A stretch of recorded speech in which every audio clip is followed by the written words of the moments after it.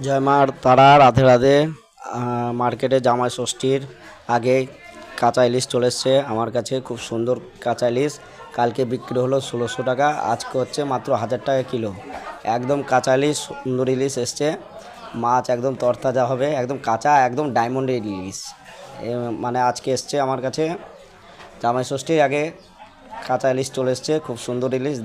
দেখুন, মাছ খুব সুন্দরভাবে কেটে দিচ্ছি, মাছে খুব রক্ত আছে, একদম তরতাজা মাছ, পিসও সুন্দরভাবে একদম যাচ্ছে।